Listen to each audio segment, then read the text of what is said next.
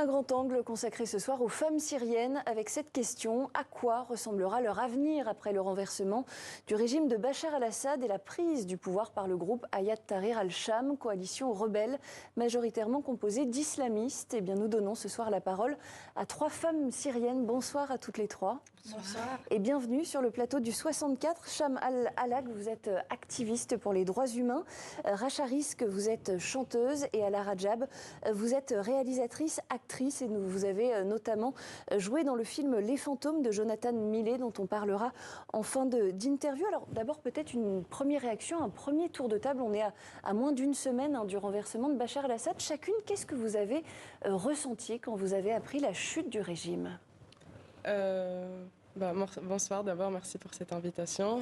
J'ai senti beaucoup de joie, beaucoup d'émotion, de quelque chose que nous les Syriens et les Syriennes en tout cas, on a oublié comment ça peut l'être, on a oublié qu'on pourra vivre ça de notre vivant. Jusqu'à aujourd'hui, je pense qu'on n'arrive pas à réaliser ce qui nous arrive. Je pense que le jour où on sera sur place, on pourra mieux comprendre que enfin on est sans la famille Assad. Ala, qu'est-ce que vous avez ressenti? Vous partagez ce sentiment, cette idée que c'est un moment finalement unique dans votre vie que vous avez vécu? Oui, c'était beaucoup de joie parce que, comme a dit Cham, on ne pensait pas que ça serait de nous notre vivant. Et quelque chose aussi, parce que nous, on vit aussi l'incertitude. Enfin, en tant que réfugiés en France, on est venu ici, on a construit toute notre vie, soi-disant qu'on n'allait jamais rentrer. Et tout d'un coup, la possibilité s'ouvre à nous. Et du coup, on ne sait pas, enfin, on est un peu perdu aussi, enfin, je pense. Racha, vous partagez ce sentiment? Cette idée qu'un retour est possible aujourd'hui en Syrie? Exactement, et l'espoir est possible. Après 14 ans de guerre, sous une tyrannie qui a abouti à noter son nom comme le plus grand tyran du XXe siècle et du XXe siècle. Et à la fin, on a pu aboutir à cet espoir, qui est cette liberté que le peuple syrien a bien mérité. C'est la joie absolue. L'espoir est possible, dites-vous. On va écouter justement des témoignages recueillis en Syrie et on commente juste après. J'espère de tout mon cœur que les choses resteront telles qu'elles sont. Parce que si jamais ils commencent à opprimer les femmes comme nous, qui nous ressemblent, c'est-à-dire les gens qui sont ouverts, avec des convictions qui sont très ouvertes, d'accord, ça, nous allons lutter. On est unis malgré nos différences et on fera en sorte que ça reste comme ça. J'espère qu'ils laisseront les femmes étudier et faire ce qu'elles veulent de leur apparence physique. Comme ma fille, avec ses cheveux libres. C'est sûr, j'ai un peu peur. Mais en même temps, je ne veux plus vivre dans la peur. Je veux réaliser mes rêves et devenir avocate pour servir la société. Cham Al-Halak, aujourd'hui, on le voit, à un moment décisif de l'histoire syrienne. On l'entendait à travers ces témoignages, notamment pour les jeunes générations et les jeunes filles. Ce qui se joue aujourd'hui, est-ce que c'est pas finalement de réussir à conquérir une liberté qui peut encore échapper au peuple syrien? Cette liberté, elle n'est pas complètement acquise. Cette liberté vient de commencer pour nous, les Syriens et les Syriennes en tout cas. Maintenant, l'étape la plus difficile était de tomber le régime. Et maintenant, nous, on est arrivés à notre vrai défi maintenant, en tant que société civile, en tant qu'activiste, en tant que Syriens. Même, il y a 7 millions de Syriens qui sont à l'étranger aujourd'hui, qui ont beaucoup de compétences qu'on pourra maintenant utiliser aujourd'hui. Donc, c'est là le moment où on va pouvoir faire quelque chose de nos compétences en tant que Syriens et Syriennes. Et en même temps, on ne sait pas quelle gouvernance sera mise en place par les nouveaux dirigeants du pays. Je rappelle que ce sont quand même des rebelles islamistes du groupe HTC qui a eu des liens avec Al-Qaïda, avec l'État islamique. On a vu dans d'autres pays ce que ça pouvait donner des islamistes au pouvoir. Ce n'est pas forcément de très bon augure, ni pour les artistes, ni pour les femmes. Vous qui êtes à la fois artiste et femme, est-ce que vous avez quand même peut-être des inquiétudes par rapport à cela ? Évidemment, je pense que oui, mais je pense qu'on est à un moment assez important, assez historique, et que toutes les possibilités et les scénarios sont encore sur la table. Et ce destin Et ce scénario qui va être écrit pour la Syrie, en tout cas, c'est le peuple syrien qui va participer à ça, de l'extérieur, de l'intérieur de la Syrie, et pas que la communauté internationale. Je pense qu'il doit jouer aussi son rôle d'aider le peuple syrien à décider de son destin aujourd'hui. Et en même temps, Abou Mohamed Al-Jolani, le chef du groupe HTC, également appelé HTS, avait fait l'éloge des talibans lors de leur retour au pouvoir en 2021. Est-ce que la Syrie présente un risque de devenir un nouvel Afghanistan ou c'est impossible pour vous? Bon, on n'a pas de visibilité vraiment. On est entre la joie et la peur. Tout est possible. On est assez vigilant, on est assez sceptique en ce qui concerne le comportement de Hayat al-Tahrir al-Sham. Mais on verra, en fait. On a des promesses de leur part qu'ils vont, pendant 100 jours, essayer de faire des politiques d'urgence pour sauver les gens, vraiment ouvrir les prisons, faire marcher le pays, vraiment les besoins nécessaires comme l'eau courante, l'électricité et tout ça. Et après, on verra si ils veulent vraiment passer d'être une des forces armées à un parti politique. Comme ils ont promis, ça, on verra. Mais on n'a pas vraiment une visibilité de la situation actuelle en Syrie. En tout cas, beaucoup d'observateurs aujourd'hui disent que ce sont des paroles. Il faut attendre de voir les actes. Vous souhaitiez réagir? Oui, je souhaite juste réagir par rapport à votre commentaire sur le Taliban et Afghanistan. Ce qui est différent par rapport à la Syrie, c'est que l'Afghanistan est composé de 90% de la population qui sont sunnites, 10% qui sont chiites. Cette idée d'appliquer un État ou une situation d'un pays comme la Libye, le Yémen, l'Afghanistan par rapport à la Syrie ne peut être possible. Parce que la Syrie est composée de 6 différentes ethnies et des religions. On n'a pas que les Arabes, on a les Kurdes, les Arméniens, on a les Alaouites, les chrétiens, les chiites, etc. Donc, si on veut vraiment appliquer un modèle qui peut être exemplaire, c'est l'Irak. L'Irak qui a connu aussi le parti Baas, qui est aussi composé de différentes ethnies et religions. Donc pour moi, je trouve que on est très loin de pouvoir imaginer, de pouvoir appliquer un système de talibans par rapport à la Syrie. Comme en Afghanistan, il faut aussi peut-être ajouter qu'en Syrie, les femmes notamment sont beaucoup plus éduquées, beaucoup plus instruites que les femmes afghanes. Ça peut être aussi ça, un rempart contre l'intégrisme. L'histoire des femmes syriennes a toujours été... les femmes syriennes ont été toujours une partie très composante et importante dans notre société. Même durant le mandat français, les femmes sont sorties dans les rues pour réclamer l'indépendance de la France. Les femmes ont sorti dans les rues aussi après l'indépendance pour réclamer des changements dans leur situation. Elles ont réussi à avoir quelques petits changements qui étaient minimales, mais aussi c'était des victoires pour les femmes à leur époque. Donc oui, les femmes aussi font toujours partie de notre société et elles sont toujours présentes et elles continueront à être présentes. C'est ce qu'on nous a été promis, en tout cas avec le gouvernement de transition. Vous êtes d'accord, les femmes ont toujours, dans l'histoire de la Syrie, occupé une place prépondérante, ont toujours joué un rôle très important? Oui, mais c'est grâce à la société syrienne. Et je voudrais bien préciser la société urbaine syrienne où les femmes étaient déjà et toujours présentes, étaient toujours des femmes fortes qui veulent travailler, qui sont des femmes diplômées, qui continuent leurs études, qui veulent prendre leur place dans la société et dans la politique en Syrie.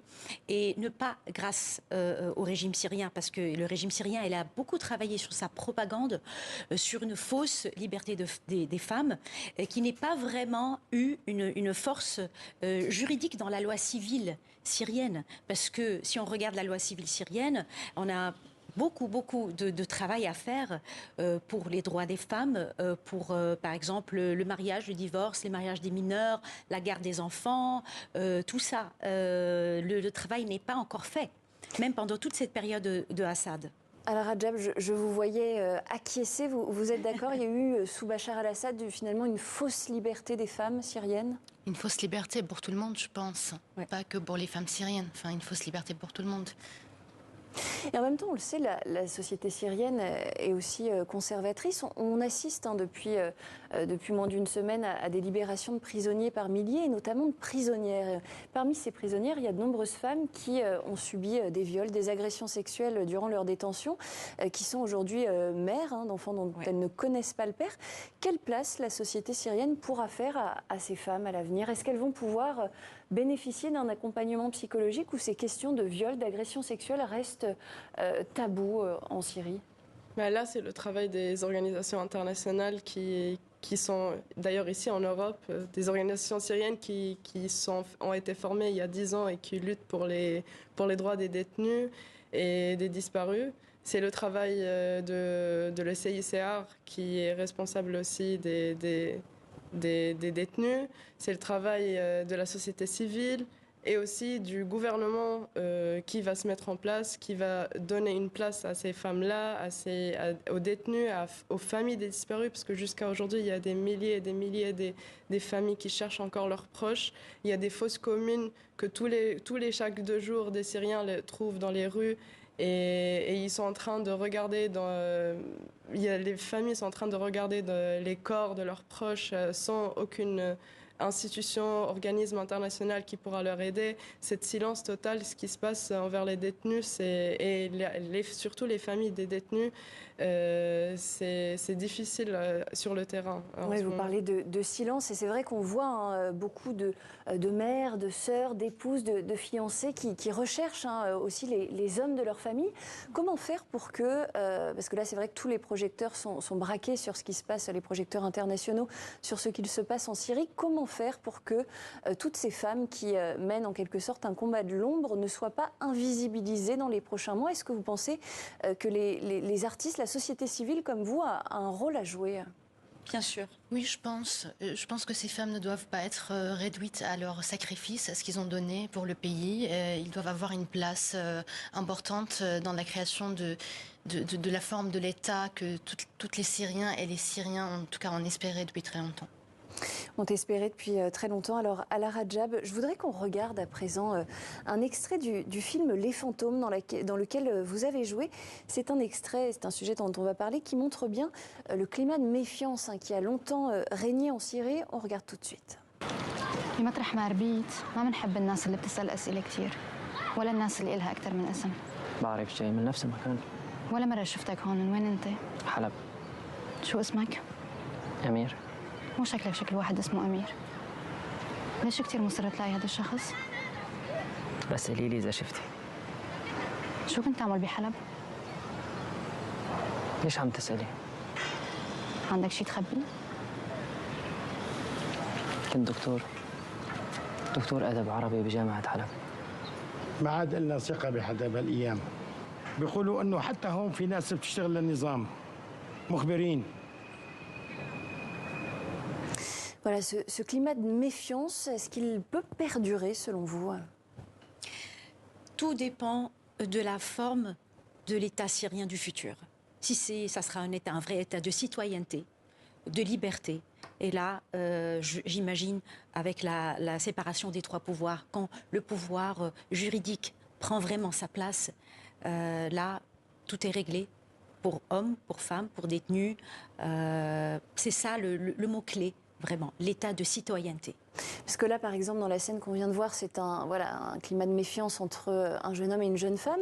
Entre les femmes syriennes, sous le régime de Bachar el-Assad, comment ça se passait? Est-ce qu'il y avait malgré tout une forme de solidarité entre femmes, quelle que soit l'appartenance culturelle, religieuse, ou est-ce on retrouvait aussi cette méfiance? Je pense oui, parce que toutes les femmes de toutes les communautés religieuses et ethniques partagent le même poids social, j'imagine.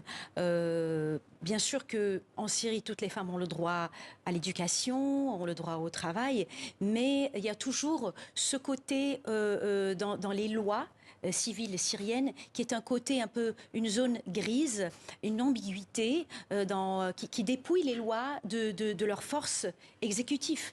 Toujours. Et ça met toutes les femmes en égalité de manque de droits. En égalité de manque de droits. Alors on va regarder maintenant justement la bande-annonce de ce film, Les Fantômes de Jonathan Millet. Donc c'est, je le rappelle, l'histoire d'amis d'un membre d'une organisation qui traque les criminels de guerre syriens cachés en Europe. لأنه كنت أحس بنفسه يوم كان هو يوقف قدامي. جرب كل أنواع الأسيد والغازات القاتلة. الشيطان بعينه. هاي الخلية انوجدت من شانه هو واللي مثله اللي هربوا من سوريا لازم ينمسكوا ويتحاكموا. شو صاير معك بسوريا؟ أكيد بتساعدنا يا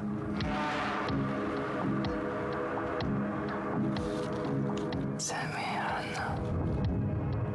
هو اللي بستراسبورغ. من قبل سمعت صوته كمان بشتوتغارت.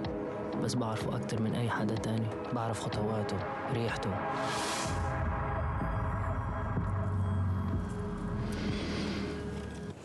Cham Alak, vous qui êtes activiste pour les droits humains, je me tourne vers vous. Tous ces criminels, par exemple, du régime de Bachar el-Assad, on risque aujourd'hui de les retrouver en Europe ? Oui, c'est déjà le cas. Il y a eu plusieurs cas de jugement des criminels qui ont été faits en Allemagne et en France. Bien sûr, ils sont là, ils sont partout, ils sont dans notre vie quotidienne. Le but maintenant pour les Syriens, après avoir fait chuter le régime, c'est de rendre justice à toutes ces victimes et toutes les personnes qui ont perdu leur vie et tous les détenus des prisons dont Sednaïa, dans la bande-annonce en parle. C'est le seul moyen pour réussir à passer vers une société où on pourra construire quelque chose. C'est d'appliquer une justice. C'est une justice transitionnelle qui inclut de juger ces criminels et aussi de rendre justice aux familles. Et vous, en tant que, justement, femme issue de la diaspora syrienne, engagée sur ces sujets-là à titre très personnel, quel rôle est-ce que vous entendez jouer, par exemple, dans la construction de ce processus de justice ? Maintenant, le processus de justice est devenu possible aujourd'hui, vu que le régime est tombé. Donc la première étape maintenant, c'est la collecte des preuves.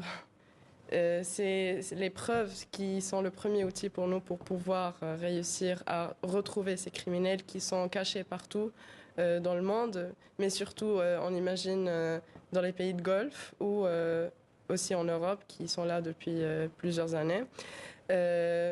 Notre rôle, c'est de pouvoir trouver un système juridique, un système de justice en Syrie, mais pas qu'en Syrie. On a accès, à travers la compétence universelle, on a accès à des mécanismes européens pour pouvoir rendre justice et pour pouvoir condamner ces criminels. Et ce sera le mot de la fin. On imagine que ce processus pour rendre justice effectivement aux millions de victimes du régime de Bachar el-Assad, il sera extrêmement long. Il prendra probablement des années. On aura certainement l'occasion d'en reparler sur ce plateau. Merci infiniment à toutes les trois, Cham Alak, Rasha Rizk et Alla Rajab. Merci beaucoup pour vos témoignages à suivre dans quelques instants sur TV5 Monde.